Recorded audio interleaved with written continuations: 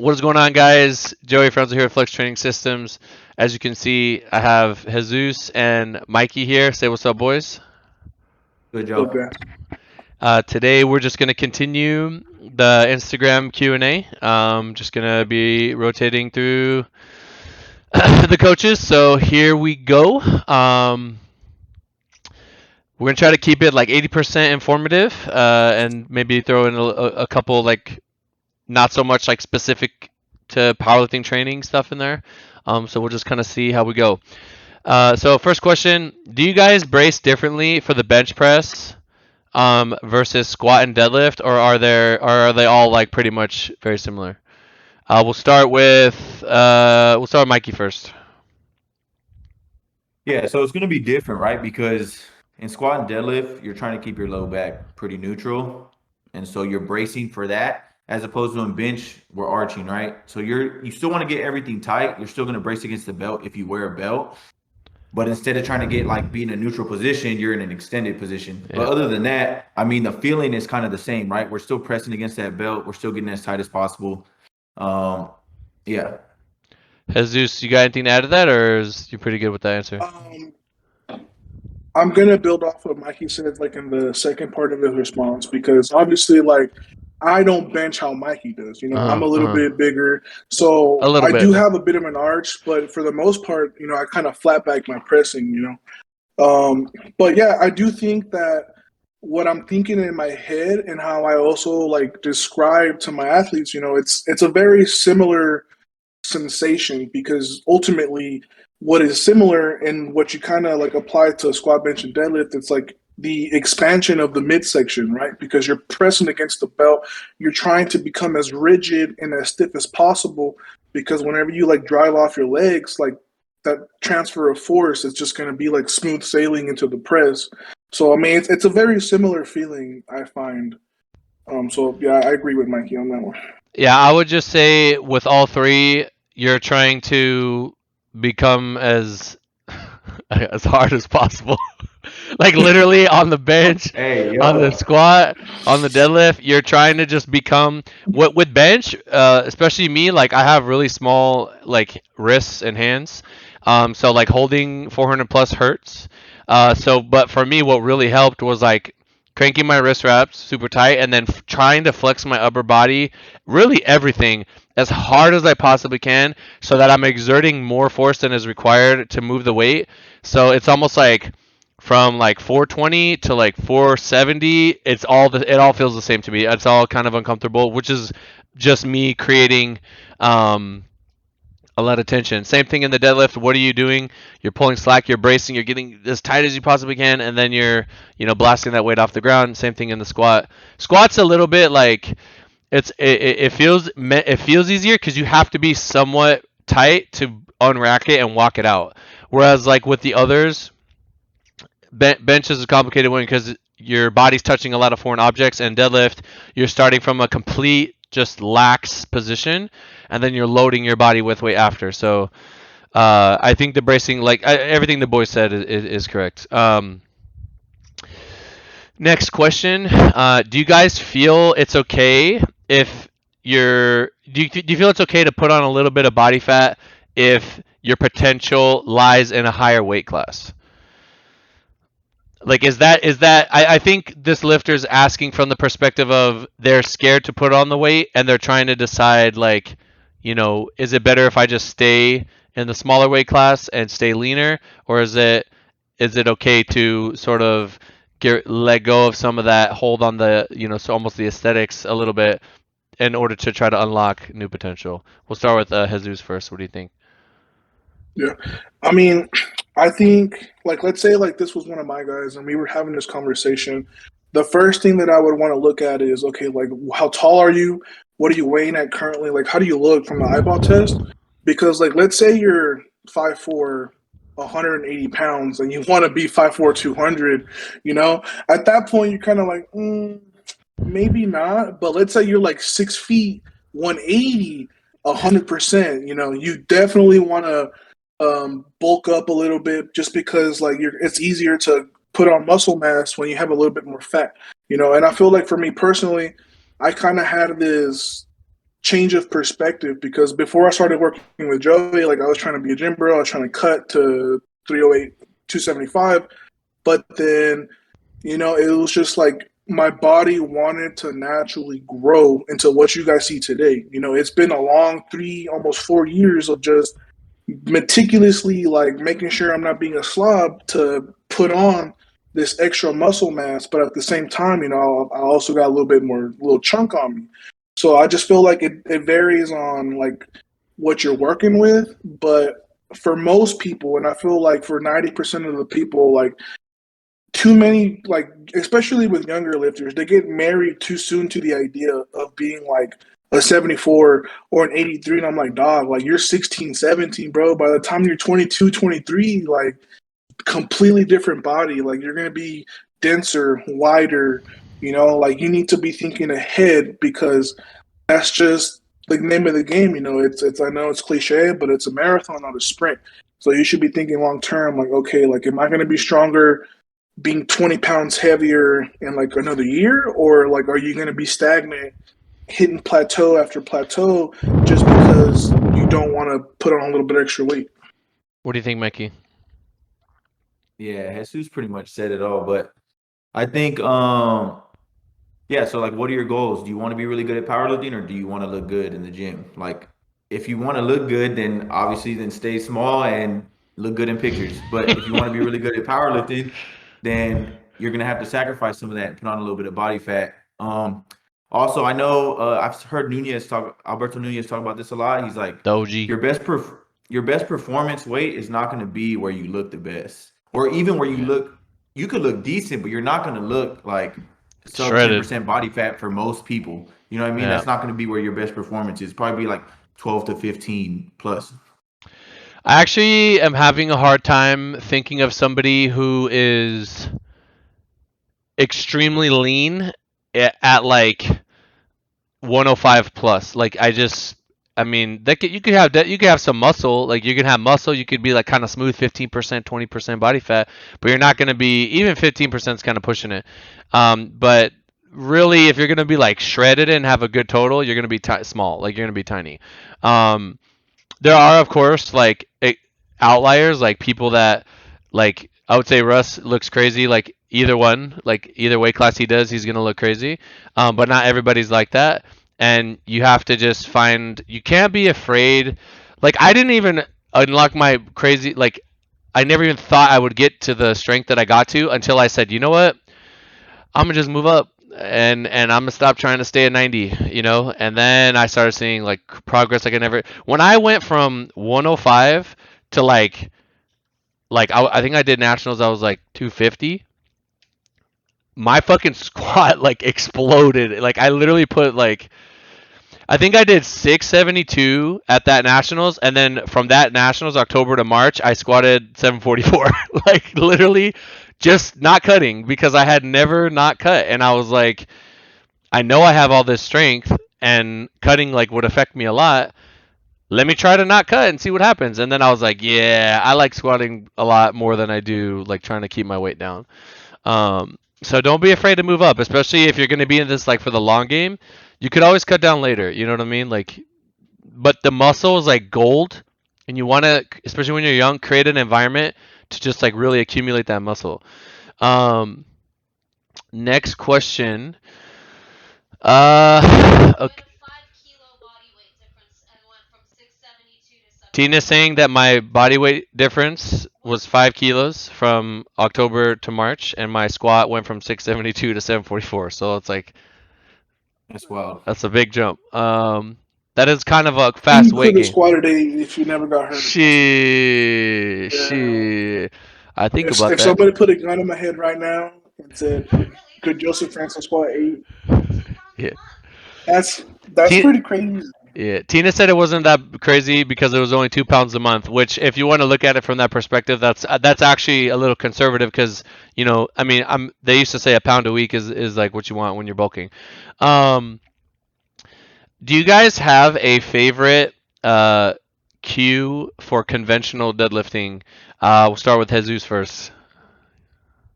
Um, I would say that my favorite cue is you want to start in the position that you want to finish.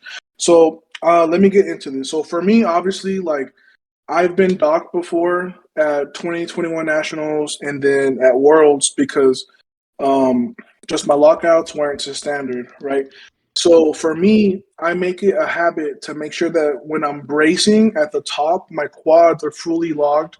My brace is fully extended into the belt because what I'm visualizing is this is exactly where I need to be at my lockout, right? So, and I guess like that's just kind of another thing that I carry on through like squat too. Like you want to be your starting position is where you want your finishing position.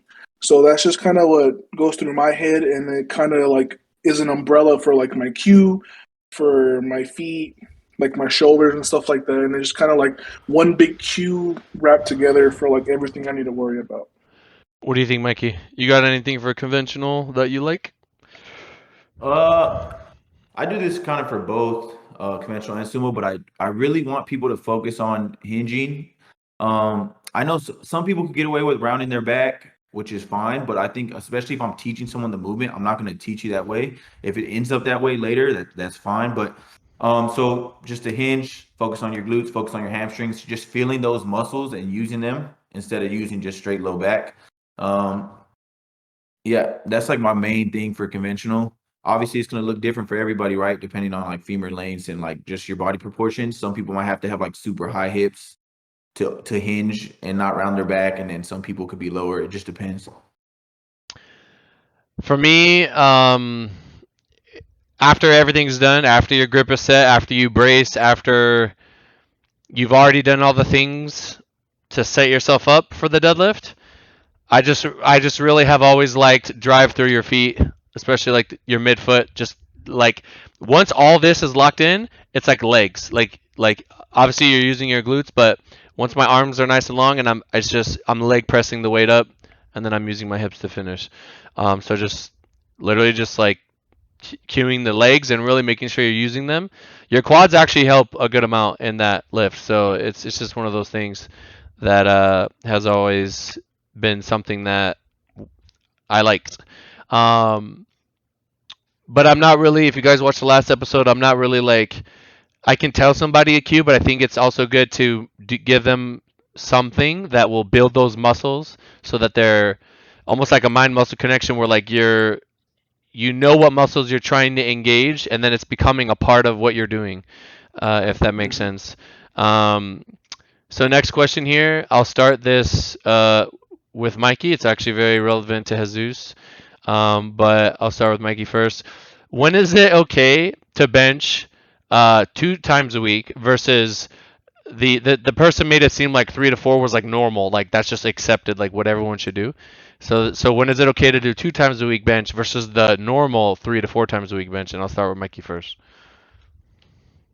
I think just like a baseline for this is like usually bigger guys could get away with less, right? If you have bigger muscles, they probably take a little bit longer to recover. So you might not be able to recover from 3 days. So we might just go 2 days.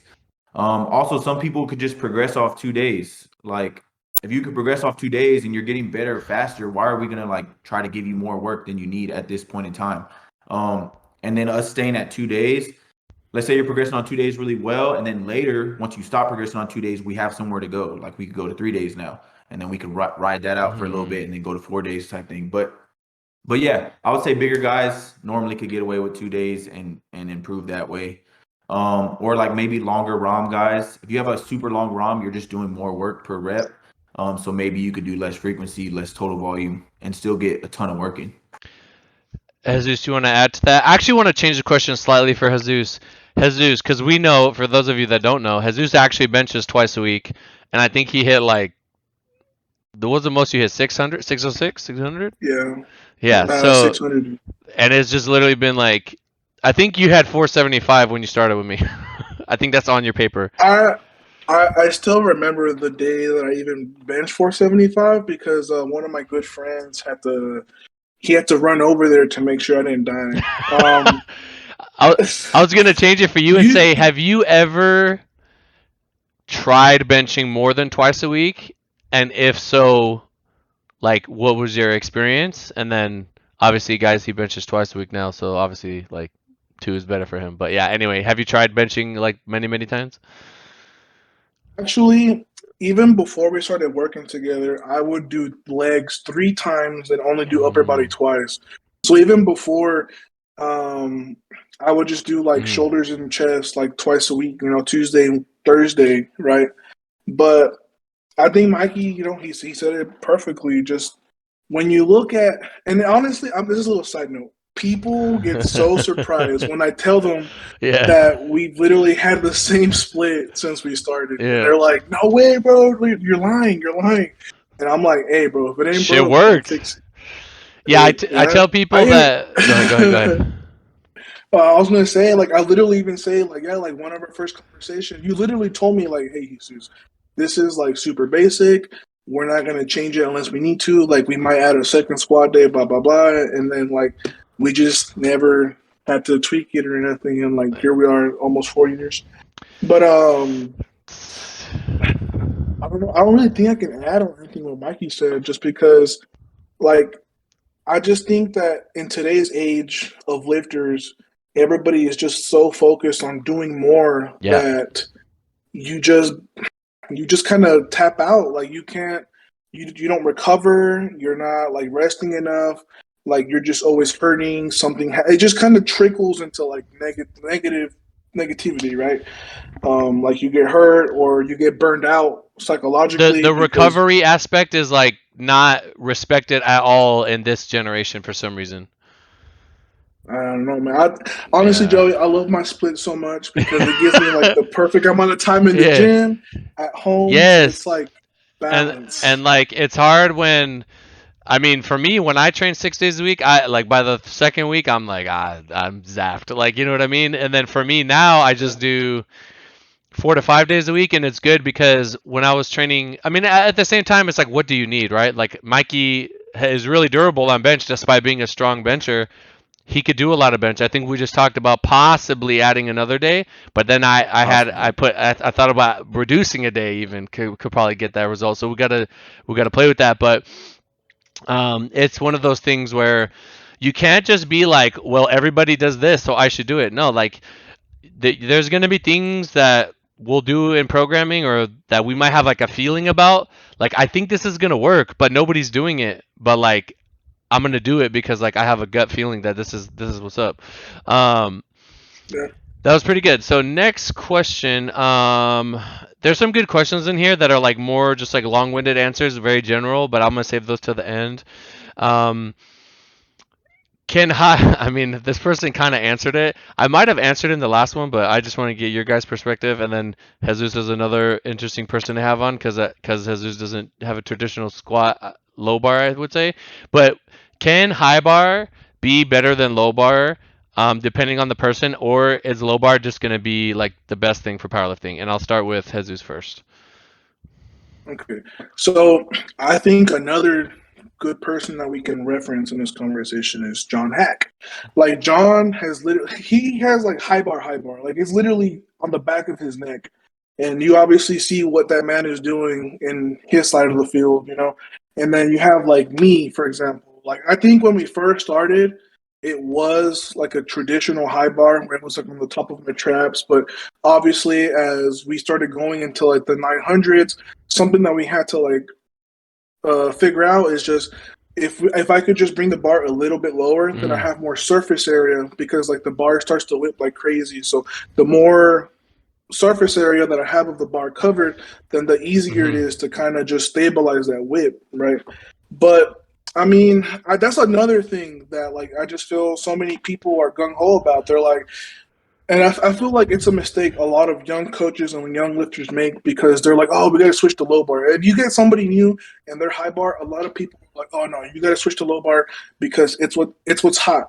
But what if that person doesn't really respond well to that? Because you also have to remember, like, whenever you're giving somebody a split, that split is like a prescription to what they need, right? So let's say somebody is like, they're really strong convention. I think that's honestly what really helped us continue to chug along without any like plateaus because I was a mid/high bar, so that was more of like my anterior, right? Like my Mm-hmm. quads were getting worked, like my front, and I'm a conventional puller. So I'm Balance. working like Yeah. it's balanced, you know, and like it's becomes a lot more difficult when you're like a low bar and then a conventional, It's all you know, posterior. because you're Yeah. working. Yeah, so it's like you like whenever you're looking at this, you have to look at it like a puzzle. Like what puzzle pieces are going to work in this specific person? Like, you know, what are their strengths? What are their faults?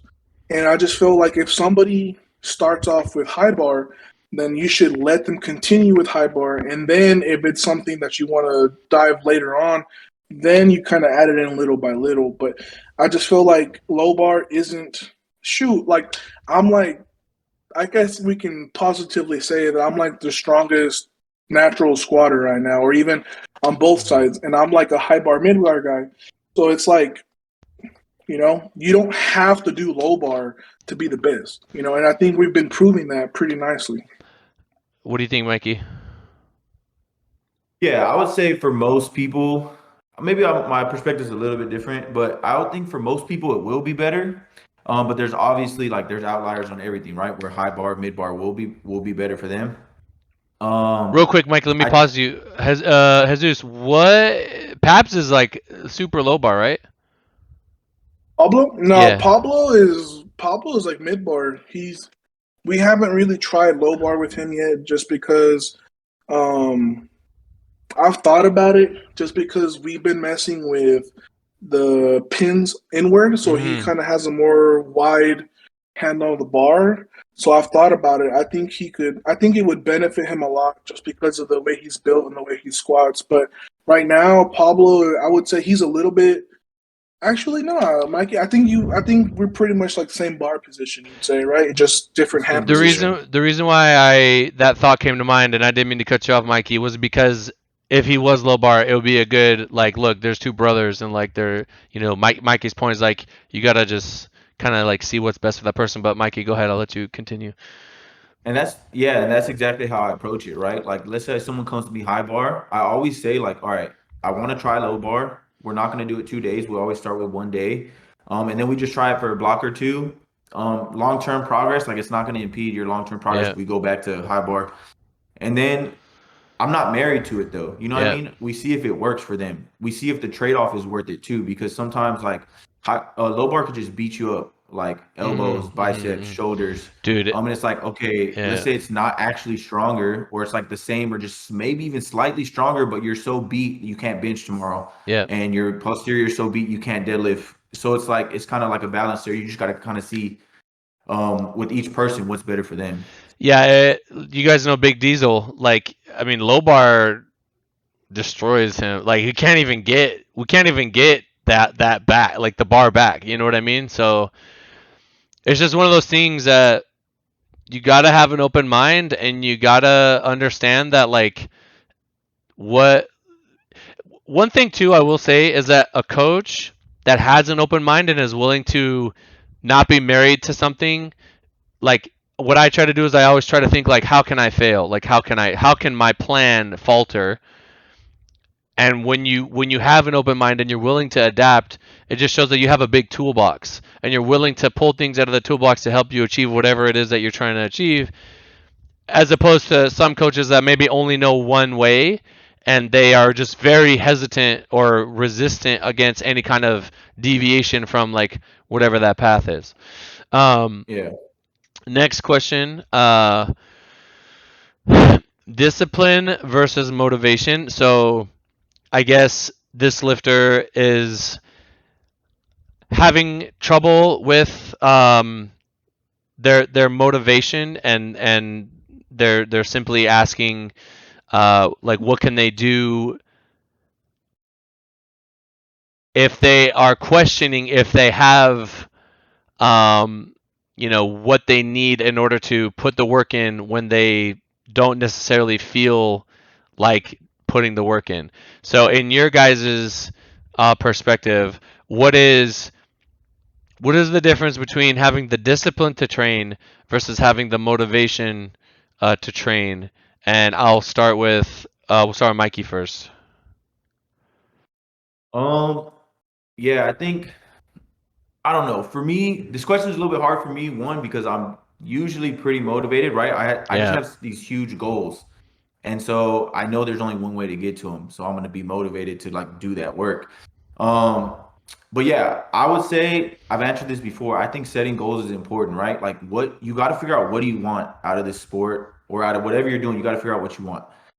And if you don't really want it, then it's like, I don't know. Some people think they want it because they see the people at the top and Yeah, what yeah, they've done, but they yeah, don't yeah, know yeah, all the yeah. work that it takes to get there. So, but once you decide you really want it, now it's like you got to put a plan in place and stick to it. And that has to, your discipline has to be there, right? Like, what did I plan out to get this goal that I want? And you just got to stick to that goal. What do you think, Jesus?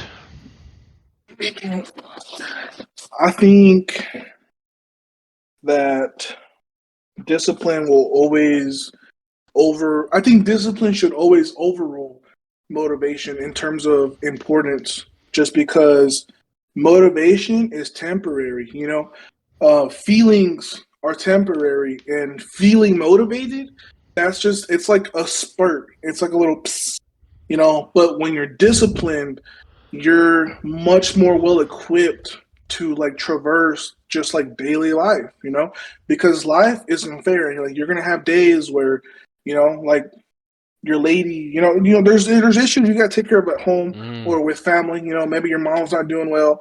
Maybe you haven't gotten your 8 hours of sleep, or maybe any little thing that's just gonna knock you off your horse.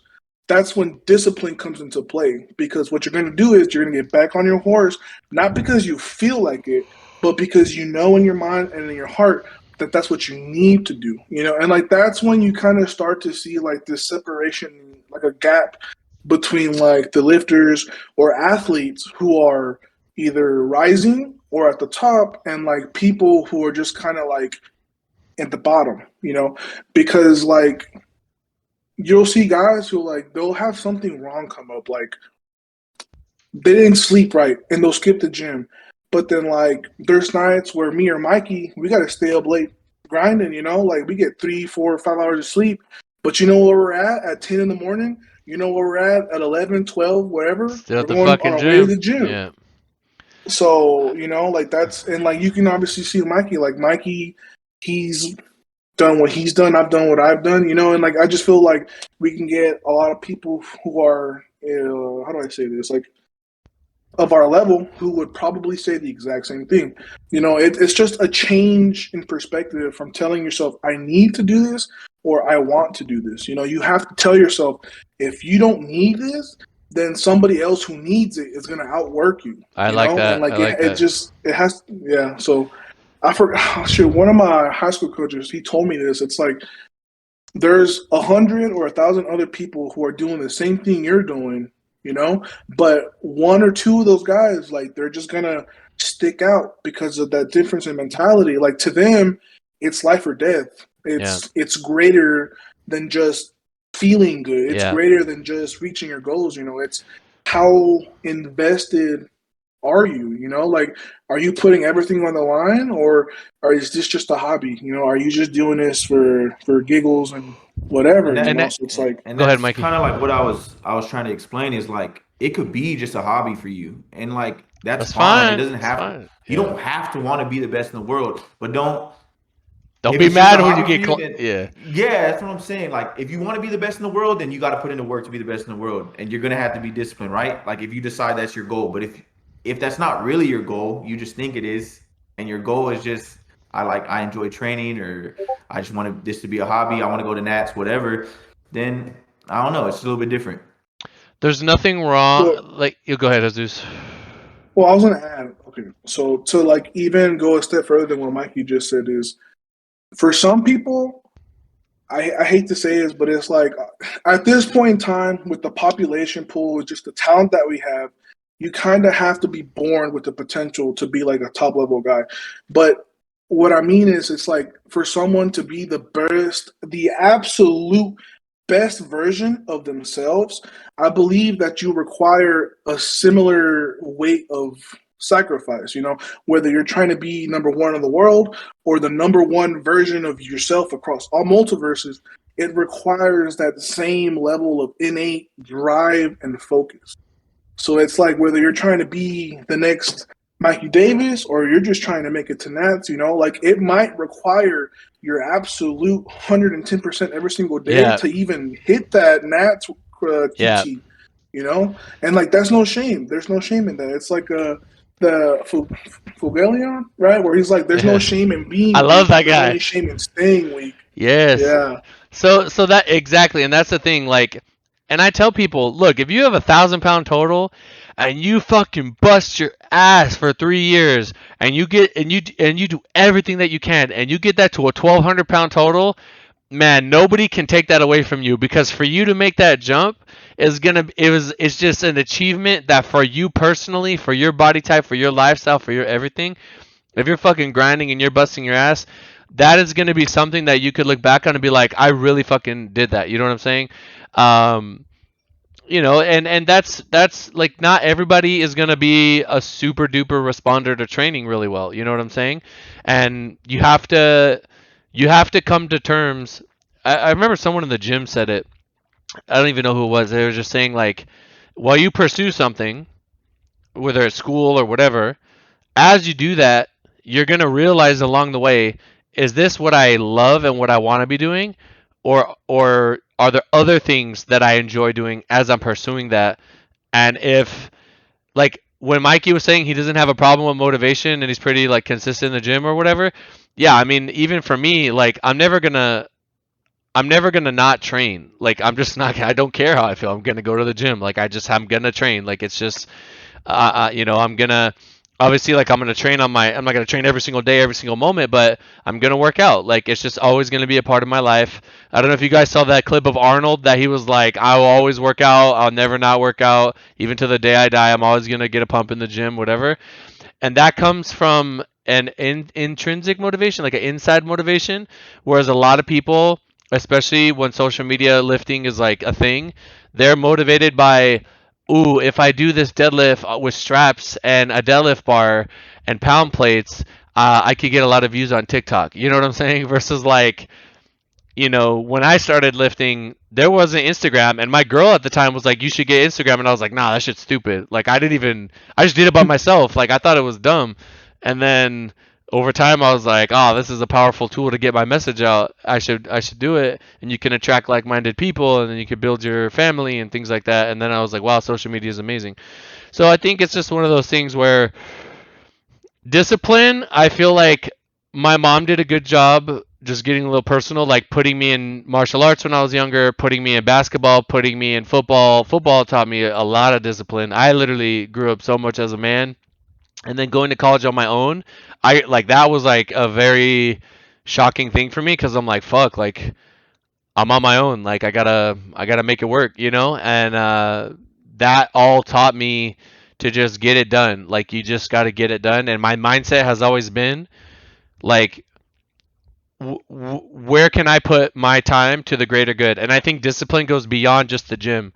Like, for example, I talked to Jesus about what we're able to do on the platform will have ripple effects, and it will not only benefit Jesus as a lifter, but like his family, the team, the people that watch him, that he inspires.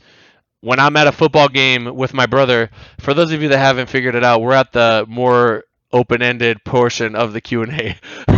When I'm at a football game with my brother and a young member of the Hispanic community comes up to me and says, "Hey, are you Joey? Hi, I just graduated high school. I played last year.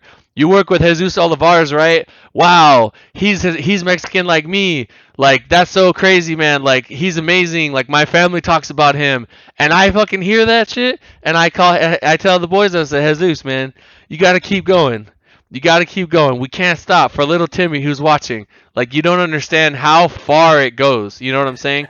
Evie, I was telling Keenan, I was saying, for somebody to see somebody like them lift the weights that you're lifting, especially in that culture, it's an incredibly inspiring thing that I think spreads good and can make people sort of have this, like, they can walk with their chest high, and knowing that someone in their community who's like them was able to do something special. So, and that I feel can drive your discipline. As men, like, the ability to create greater good for those around us, that is a discipline that I think is going to go. I mean, I don't, dude. Last year, like these guys know what I went through last year, and I went through some things where like lifting was the last thing on my mind because the things that I was able to do in the gym were very pathetic, right? But I still drug my ass there and I did what I had to do every day, little rehab there, little steps here, everything that I need to do to move forward just a little bit, right? Maybe I can't even take a step forward. Maybe it's like a fucking 2 inches forward, but that's it. Jesus has had you had multiple surgeries, right? Would you break your wrist and your ankle? Yeah, well, my wrist and my foot. And the rehab after that is it's like if you do not know patience, you will learn patience. It is a I was on a long road. scooter. Yeah, for my foot, I was on a scooter for like 10 months. It's so hard. It's so hard because you need your feet for everything. But yeah, guys, it's discipline is beyond just like it's about what do you want out of the sport and what are you sacrificing for and is that worth it to you? We'll do one more question. Jesus brought up a good question at the start of this that one of his followers asked, and it was something along the lines of, "Do I worry about how young lifters may act and represent the team?" Um, I guess I'll give the first answer, and you guys could jump on it because like obviously I'm Joey Flex, I suppose. Me personally. I do believe that it is possible for a member of the team to do something that I believe would cause some sort of disruption or duress to the rest of the team. And I think that whenever you wear this across your chest, like you have to understand, like you're representing like a lot of people. Like you're representing myself, Jesus, Mikey, like the legacy that we've created over the years. You know, I thought about this yesterday. I said, before you say something crazy online, just remember that you represent your mom. Think about that. Think about that and then say what you're going to say. Because if you put that first, I think a lot of people will calm down. You know what I'm saying? And for the most part, and I'm very thankful of this, the kids on the team, they're very respectful. They're super nice. Like everybody gets along. I hear so many stories about like juniors just like being in the gym and they like see somebody with a FLEXX shirt in the back of the gym and they're like, "Oh shit, like are you on FLEXX?" Like, "Yeah." And then they become friends over that. And that's like everybody's really encouraging and like helps each other out and stuff like that. And even like the lifters that compete against each other, like they're usually really encouraging about it. Like Delaney and Russ, there's no like hatred there. It's all it's like I'm gonna do my best on the platform, but I wouldn't want to see anything bad happen to you, and I want you to be successful. You know what I mean? Yeah, and I think there like I would say something to a lifter if they were like going at another team in a way that like wouldn't be consistent with the culture here in a negative sense. Um, that I would actually reach out and say like you're creating like something that I believe could be harmful to the rest of us, but like has never really happened. Maybe like once or twice, and it was usually like within the team, just like juniors like being juniors, just like saying things and like causing issues. But it's extremely rare, and everybody is usually very well behaved, for the most part. But yeah, what do you guys think? Have you guys ever seen any of your juniors just like saying something crazy or like going out of pocket and you had to like bring them back in?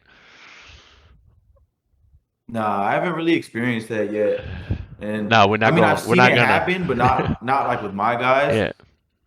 But I would just say like, I mean, we want to be better than everybody, right? Like that's the Yeah. goal of powerlifting, and that's a good thing. But that doesn't mean we have to like go at people, because like I Yeah. see certain teams going at each other, and I'm like, for what, bro? Like, come see me on the platform, and I'll show you on the platform, and that's it. Nothing else really matters outside of that. So be a good person, and then show it on the platform, and then it's That's pretty it. simple. Go ahead, Yeah, Mike. simple. Yeah. What you got, Jesus? What you got? Yeah. I was gonna say like I strongly believe that our athletes kind of take some characteristics of like the coaches that they're under. Uh-huh. And I just feel like when you look at the staff that we have, or like not even like the coaching staff, just like the lifters that we represent or have flex on our chest, it's like we're all champions who have champion like sportsmanship. Like we are, I guess you could say, like pillars of the community to an extent. Like we carry ourselves with our head high, but at the same time, with a humility that is very welcoming. Like and like whenever me and Mikey have guys coming into the gym, they're like, "Oh my gosh! Like I just flew like across the country to come like say hi. Like I'm going through Texas. I wanted to come say hi to you and Mikey." We're like the first thing we do is like, "Hey, bro, like what's your name? Like where are you from? Like what are you doing? Like how are you feeling?" And I pray, and I believe that our guys, they see that through our interactions with them, and they also kind of take it upon themselves to be like, you know what, like I'm not just an individual anymore. I am a part of an Mm-hmm. organization. And I feel like Flex is so big, but it's so formal, it's so official. We are a bona fide organization with champions, Yeah. coaches who not breed, but like we make winners. We help people achieve their goals, but at the same time, and I feel like this is something that we've learned by being your athlete, Joey, is like you've taught us that it's not just about technique and numbers. It's also about asking them like, hey man, how's your mental health? How are you doing? So it's like we're not just teaching these guys how to be good lifters. We're also teaching them how to, especially with our younger guys. Obviously, we also work with older men and ladies who are like already developed as grown people. But like with our younger guys, we're helping them uh, solidify their identities as young adults. So Yeah. it goes past just the weight room. And I want to just emphasize something real quick. There's two things. One, I mean, I ask everybody. It doesn't. There's no shame if you're older or supposed to be like a tough guy or whatever. My tough guys, those are the ones that I'm really like, hey man, your lift was great, but how are your mentals? Like, how are you doing right now? You know what I'm saying? Like, because everybody's dealing with shit. You know what I'm saying? And it's really important to like check in on that from time to time.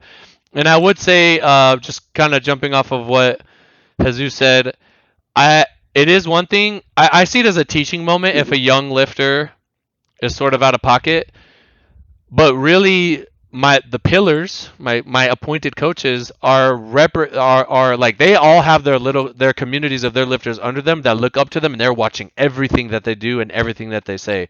And there have been times when outside forces will try to say something that like disrupt how we are, or say they're gonna come for us, or someone might say I'm coming at you, Jesus, or Jesus couldn't beat me here, or whatever, da da da, this and that. And how Jesus handles himself when met with something like that, those kids are gonna see that. Like if we were toxic and just calling out people left and right, our kids will follow that, and then we're creating this environment of like this, like I don't know if I want to put that in the world. You know what I'm saying? And I really like what Mikey said about the amount of times when someone says something crazy on the internet and like we'll see it but we won't respond to it because everybody here's doing well, everybody here's got each other's back.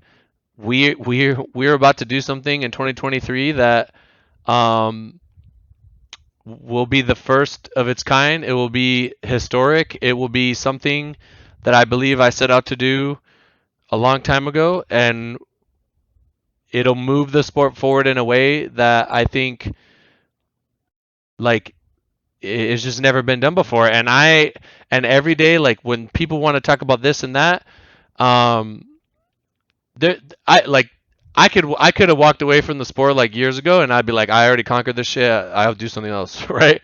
But like there's so much good for me to be here, and I'm thankful staying here now because I feel like this train has gotten even better at creating opportunities for others and just like being a very life-changing thing. And that is such a good, and I feel like that good drives me. And because we have that legacy, because we have done so much, I don't feel the need to have to, like I said earlier to you guys before we started recording, I don't feel the need to have to put anybody else down because like we are happy with ourselves, like we know what it is and we see what really matters. And at the end of the day, like after all this shit, there's going to be somebody who we impacted through our actions, and I would prefer that that be a positive than sort of feed into some sort of negativity or create some kind of unnecessary pain or hurt in the world through, just being, coming at somebody crazy or something like that. So I think there's a big responsibility for us at the top, to be examples for our lifters. And a lot of our lifters are young men and young women that are still trying to navigate, like, how do I behave in the world? How do I act in the world? And there's been times, like Big Buddy has a bunch of young kids, like really young boys, and I've had to tell Crit, I've had to give him like a message, and I say, you say this in your own way, but I want you to relay this message to your boys, and this is how we deal with the other side coming at us. This is how we deal with adversity. This is how we deal with, when somebody says something.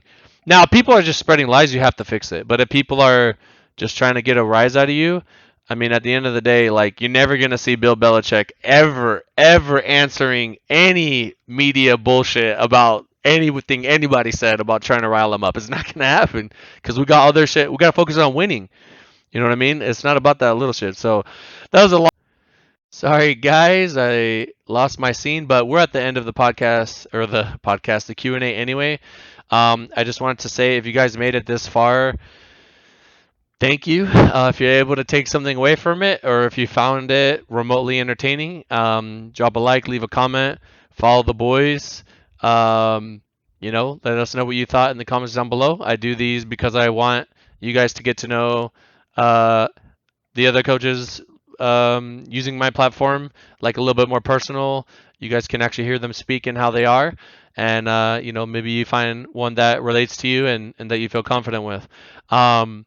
With that being said, we're gonna call it here. We'll have two or three more coaches on the next one.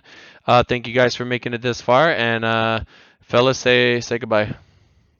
Yes, sir. Thanks for watching, y'all. Later. Later, guys.